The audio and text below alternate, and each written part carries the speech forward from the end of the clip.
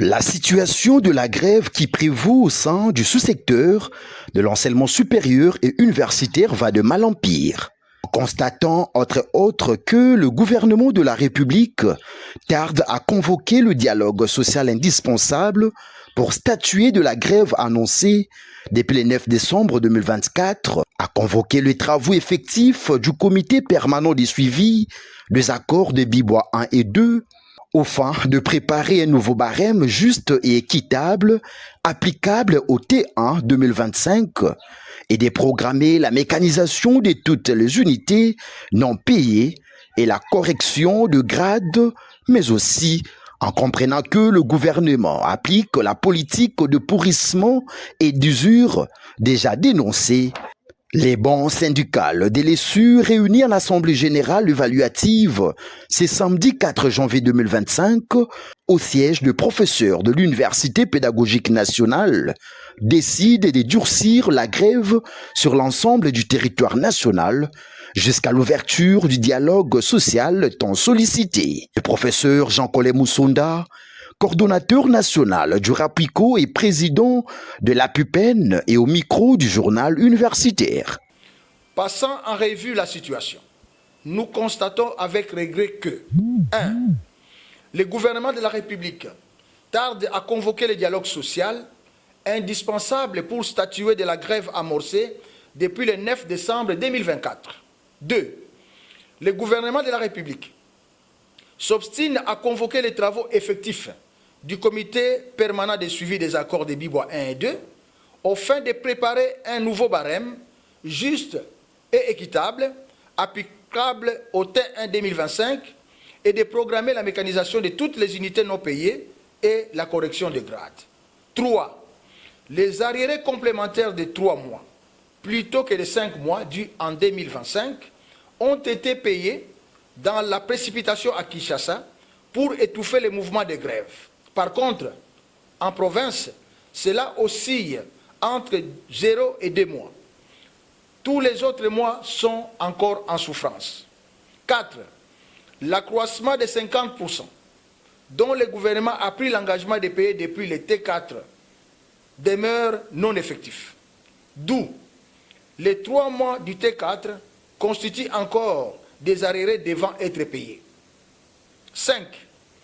Comprenant que le gouvernement applique la politique de pourrissement et d'usure déjà dénoncée par nous, malgré nos alertes, les précités continuent à faire preuve d'insensibilité.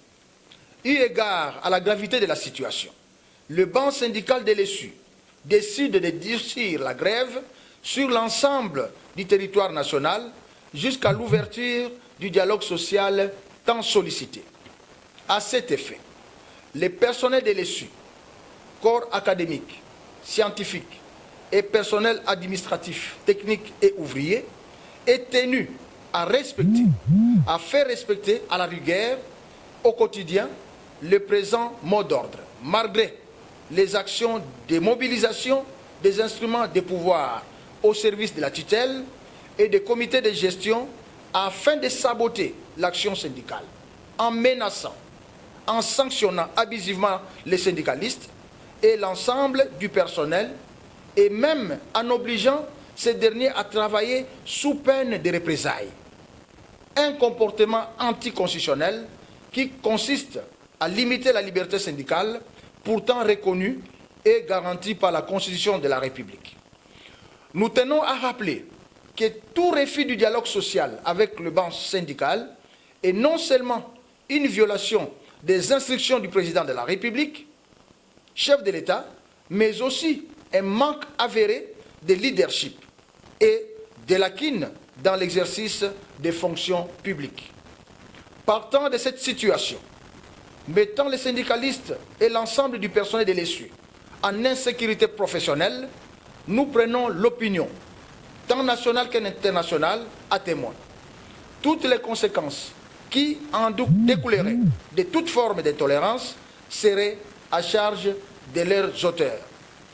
Pour pallier cette situation, les bancs syndicales de l'ESU sollicitent ardemment l'implication salutaire de son Excellence, Monsieur le Président de la République, chef de l'État, garant du bon fonctionnement des institutions et grand chancelier des établissements d'enseignement supérieur et universitaire de la RDC, pour accompagner les efforts déjà déployés par son Excellence Madame la Première ministre, chef du gouvernement. Seule la lutte libère. Unis, nous sommes forts. Fait à Kinshasa le 4 janvier 2025. Les collectifs des présidents, le RAPICO, les SYNACAS, les collectifs des ACES, les SYNCAS et l'intersyndical. Je vous remercie.